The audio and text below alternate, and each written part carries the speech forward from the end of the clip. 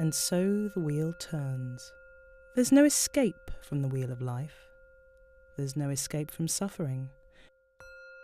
Listen to me, Siddhartha. I am Mara, Lord of Hell. I know what I'm talking about. But I've got to admire your determination. You've been sitting there for weeks, hoping that a solution to life's problems will drop into your lap like a ripe fig. Give up now and save yourself the effort.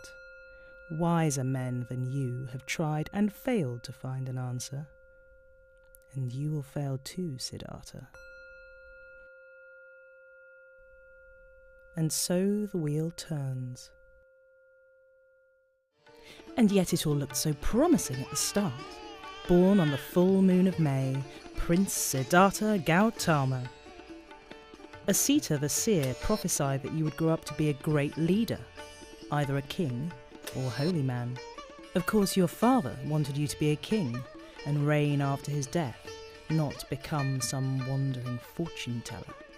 So he decreed that you should live in luxury and never see the world of pain outside the palace, and so never see the need for religion.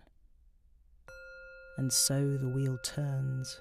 Silk and honeysuckle, sarangis and spice. Every sense was sated, but you still weren't satisfied. All you could do is ask questions. What is life? Why are we here? Is this all there is? And then one day, you asked, what lies beyond the palace walls? For the first time you went out into the city, riding in a gilded carriage. But you wanted to see the city by yourself, so you escaped into the maze of alleyways. And you were horrified by what you saw. An old woman, wrinkled, toothless and crooked. A man eaten up by disease, coughing, sweating and covered in boils. Then, by the banks of a river, a funeral procession. The dead body was carried to the water's edge and laid gently on a pile of wood. The family trailed behind, crying and wailing in their grief. You stayed until the pyre was lit and watched as oily black smoke billowed to the sky. It was the end of your innocence. There is no point to life.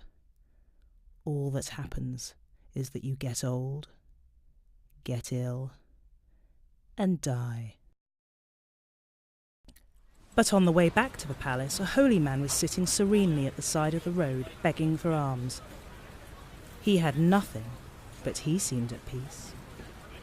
Here, you thought, must be the answer. And so the wheel turns.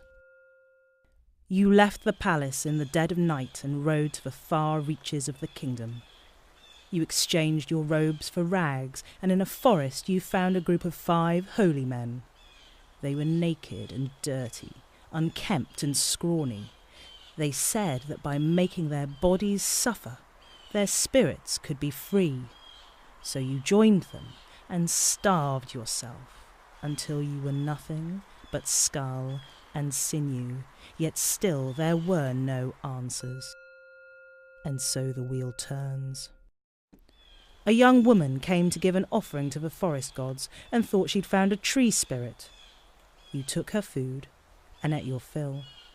You gave up a life of comfort and you gave up a life of suffering. But neither pleasure nor pain will give you the answer. And so the wheel turns through birth, youth, and to this moment. It will turn on through old age, illness, and death. It will turn on through all your lives beyond, over and over again, in a never-ending and meaningless cycle.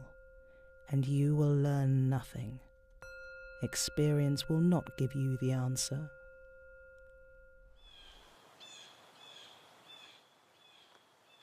So how long are you going to sit here? It's been 49 days. It's full moon again and the morning star is rising once more. What's this? A new idea forming?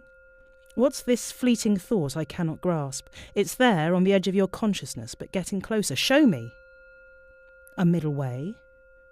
What's that? You say life can never satisfy us because we always want more.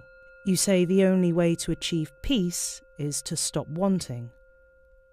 You say the answer is to sit at the centre of a wheel, detached from the world that revolves around you.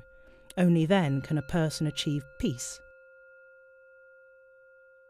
Brave words, Siddhartha, but they are wasted. There is no one here to behold your enlightenment.